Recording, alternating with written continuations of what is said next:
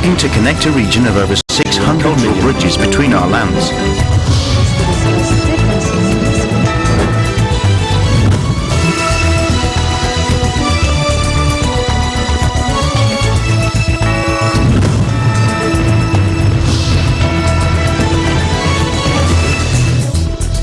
Hello and welcome to ASEAN in Focus. I'm Maricar Velasco, delivering to you the latest news in and around the ASEAN region. On today's headlines, the death toll in the 6.9 magnitude earthquake that hit Mindanao on Sunday, December 15 has risen to 9. The Quezon City Regional Trial Court, or RTC, on Tuesday ordered that Zaldi Ampatuan, a principal accused in the 2010 Maguindanao massacre, be sent back behind bars from the Makati hospital where he is presently recovering from a stroke. Conservation authorities in Bali roll out a big fruit plate for fuzzy-haired Bonbon as he gets set to be transported to a conservation center in Sumatra, one of just 2 places where the critically endangered species is found in the wild.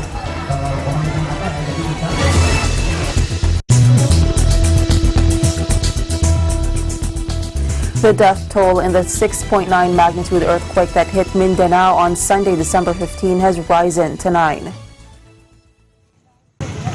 Based on a report from the National Disaster Risk Reduction and Management Council, 111 were also injured, while 2 were missing, 1 from Davao and the other from Soxargen. Authorities have already ended operations at a grocery store in Padada that collapsed following the quake with an epicenter 9 kilometers west of Matanao. As of Tuesday, the death toll was at 7, 1 in Matanao, 1 in Magsaysay, 1 in Hagonoy, 1 in Bansalan, and 3 in Padada. President Rodrigo Duterte was in Davao City with his family when the quake struck, but the palace said he and his loved ones were unharmed. Last October, Mindanao was hit by a series of strong tremors, the strongest at magnitude 6.6 on October 29.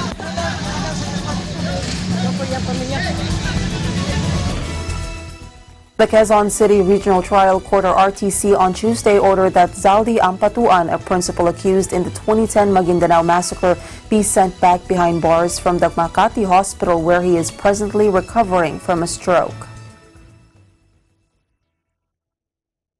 Quezon City RTC Branch 221 Judge Jocelyn Solis Reyes said in her order, quote, unless his attending physicians, Dr. Caterina Tanya Perez Goscieng Fiao and Dr. Paul Christian Manog Jaca, cardiologist and neurologist, will execute a certification under oath that his return to the detention facility will endanger his life. Reason dictates that the relief prayed for in the motion filed by the prosecution for the return to jail must be granted. Ampatuan earlier asked that he be allowed to extend his confinement until his condition has stabilized and claims that he is not a flight risk, considering that this is not the first time that he had requested to be brought out of his detention facility. The defense, in a comment submitted to the RTC, also said a magnetic resonance imaging, or MRI, was conducted and revealed that he suffered a stroke. The promulgation of the decision on the Maguindanao massacre case will be held in Camp Bagong Diwa, Taguig City, on Thursday. In a notice sent to newsmen, Court Administrator Jose Midas Marquez and Assistant Court Administrator Brian Keith F. Hosaka assured the public that the High Court will immediately upload the decision of the trial court in the case in the SC website as soon as possible. Only 2 video cameras will be allowed to take footage of the proceedings, to be provided and manned by the personnel of the state-run People's Television Network upon the request of the High Court. The first camera of PTV shall be directed at the judge and whoever will read the decision on a wide-angle shot, while the second camera of PTV shall be directed at the lawmakers, councils, and the parties, also on a wide-angle shot. In no case will the shot pan the surroundings or zoom in on any individuals inside the courtroom. The video footage shall be shared in real time with other broadcast networks. The parents of a Franco-Irish teenager whose body was found in the Malaysian jungle said they believe there was criminal element to her disappearance, which police classified as a missing persons case. The unclothed body of 15-year-old Nora Coireen was discovered in August after a 10-day hunt through dense rainforest in a ravine about 2.5 kilometers from the resort where she had been staying. Miab and Sebastian Rin told Irish broadcaster RTE they could not imagine that Nora, who had learning difficulties, would have been able to wander that far. The results of an autopsy found Nora likely starved and died of internal bleeding after about a week in the jungle, police had said in August, adding there was no indication she was abducted or sexually assaulted. However, her parents said Tuesday they were seeking truth and justice and that it was impossible physically, mentally to imagine that she could have got any distance at all. They said they're struggling because it was difficult to get resources in place fast enough to investigate a criminal angle. Nora went missing from the Dusun resort not far from Malaysian capital Kuala Lumpur on August 4, a day after checking in for a holiday with her London-based family. Hundreds of people, helicopters, and sniffer dogs joined the huge search for the schoolgirl who had limited verbal communication and could only write a few words. Her parents told RTE they believed Malaysian authorities did not understand the fact that Nora had special needs. They added that they were still waiting for the full results of the autopsy carried out in Malaysia and the results of a second post-mortem that took place after her body was transported to London. Almost 200 Rohingya Muslims sailed more than 1,500 kilometers to escape Bangladesh refugee camps, only to be arrested by Myanmar's Navy, the country's military said Tuesday.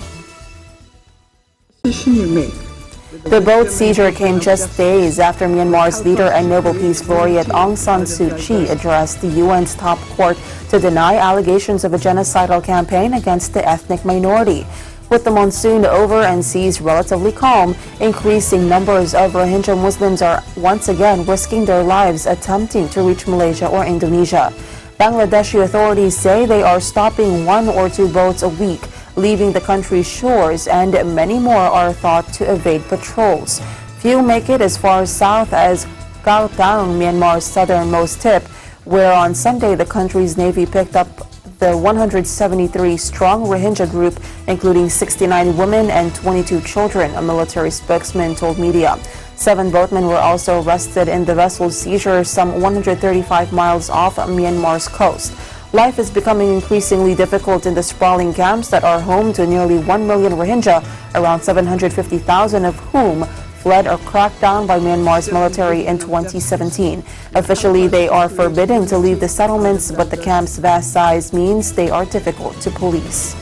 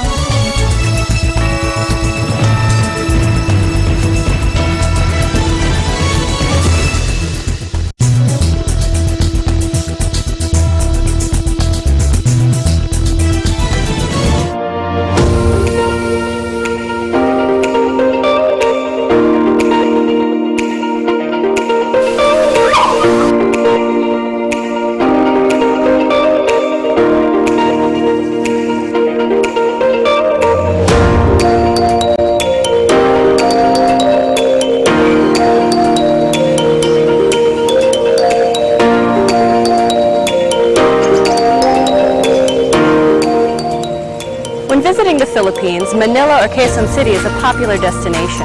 But oftentimes the hustle and bustle of the city can be more stressful on your vacation. So when you feel the need to reconnect to nature or relax again, there's a beautiful oasis just outside of the city called the Garden at Ciudad de Victoria.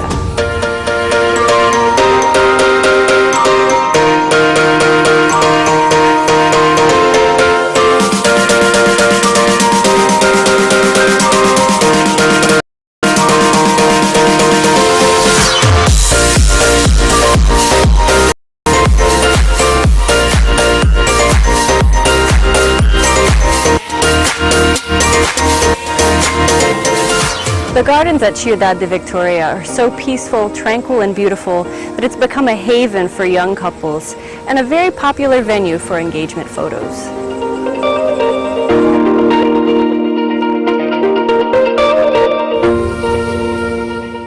The next time you want an escape from the big city, the garden at Ciudad de Victoria is a wonderful place to visit.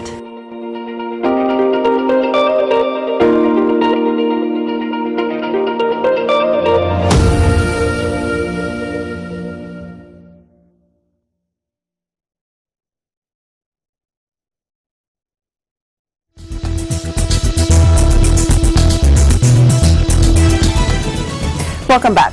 This morning, the Ambassador of Canada to ASEAN, Deidra Kelly, presented to the Secretary General of ASEAN, Dato Lim Jo Koy, Canada's first art sculpture to be displayed at the ASEAN Secretariat's gallery. The piece, a token of friendship between the two sides, is a native Canadian Inuit artwork in the form of a musk ox, sculpture made by Inuit artist Kelly Palik Etidlui. He is an active Canadian native artist whose creations have been displayed at various locations and venues in North America.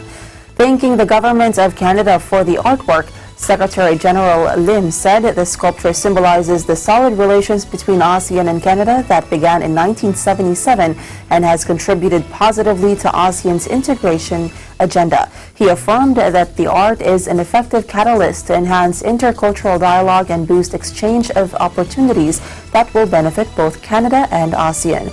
On her part, Ambassador Kelly said the musk ox sculpture reflects the artist's deep connection to Canada's beautiful Arctic land and its landscape, flora and faunas, as well as their lasting influence on their community. She added that the artwork is a symbolism that reflects the values to which Canada holds in its long-standing relations and commitment to its cooperation with ASEAN. Ambassador Kelly highlighted it symbolizes respect to the diversity across communities in Canada, and she is pleased to deliver this artwork as a new addition to the ASEAN Secretariat's new gallery, a place where public can learn both culture and history.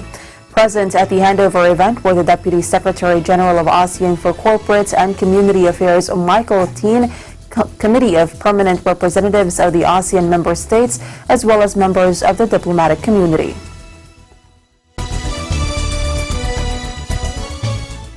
More than 100 students from ASEAN and Timor-Leste gathered in Kobe and Minami, Awaji, Japan to participate in a movie and art exchange program. The activity, which took place from the 2nd to the 9th of December, is part of the Japan East Asian Network of Exchange for Students and Youth Genesis 2019 program. Leading up to the Year of ASEAN Identity 2020, the program enables ASEAN youth to better understand and appreciate the ASEAN community.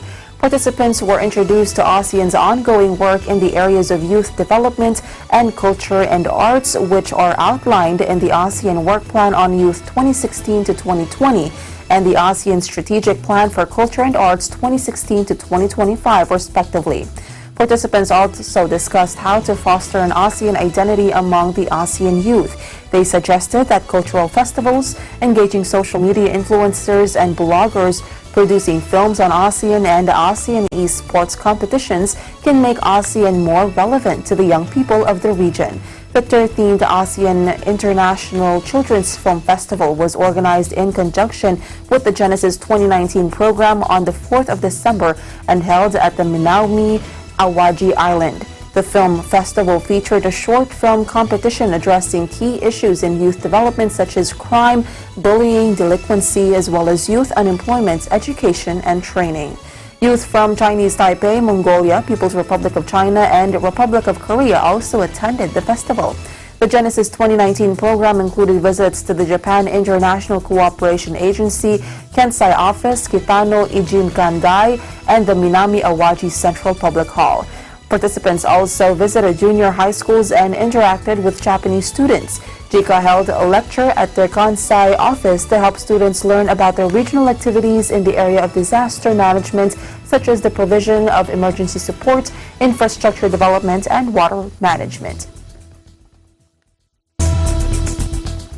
China's envoy to the Philippines said on Monday more than a dozen flagship infrastructure projects are in the pipeline to be completed in the next few years as he vowed continuous support for the country's Build, Build, Build program.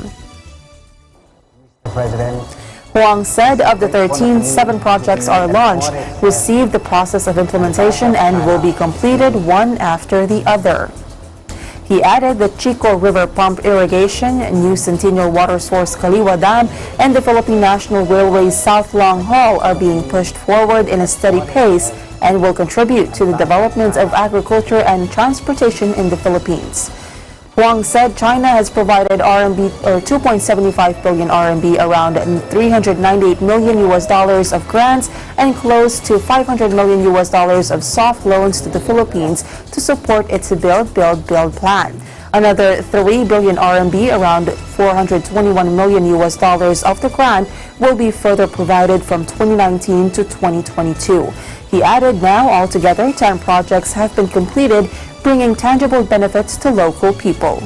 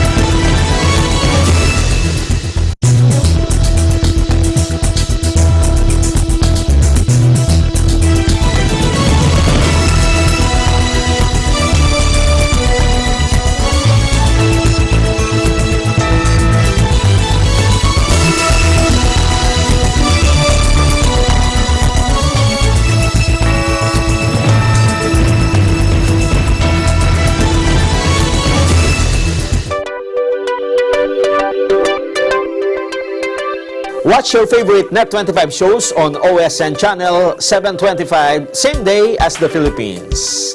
Watch your favorite Net25 shows live and on demand anytime, anywhere on any mobile devices on OSN Play.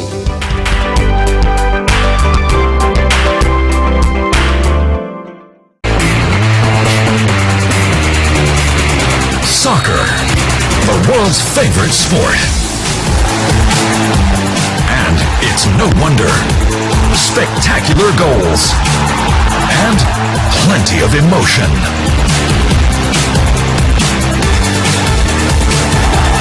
The best of game day. Kickoff. With gorgeous white sandy beaches that stay cool to touch even on the hottest summer days, blue-green ocean waves, and a warm ocean breeze, there's no wonder why Dr. Beach's named Siesta Key, Florida, the #1 beach in the United States. Don't forget to watch episodes of Digital Nest every Tuesday and Thursday at 7:30 p.m. I'm Melissa Protest, coming to you from Siesta Key, Florida, and I am 1 with 25.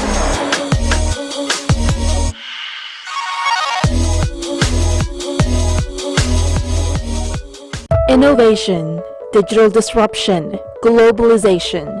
Startups, micro, small and medium enterprises, as well as large corporations all face interesting challenges in the market today.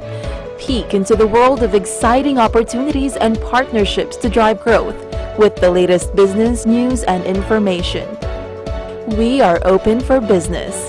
Join the conversations to create a more vibrant environment for entrepreneurship. Catch Open for Business every Saturday from 5 to 6 p.m. Open for Business, from vision to action.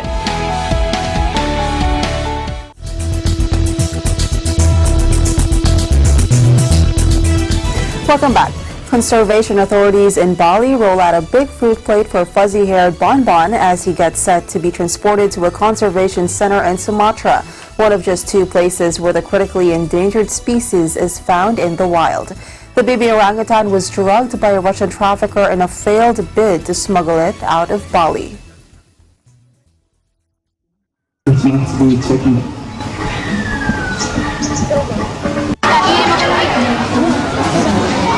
Di sini kita juga sudah menyiapkan. Ya, jadi pertama kita masih menyiapkan jenis bonbon ini, jenis orangutan apa ya? Jadi kita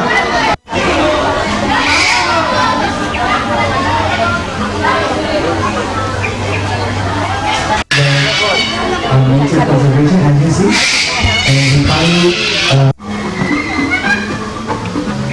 releasing process. Yeah, releasing program process. So we can't. Oh, sorry.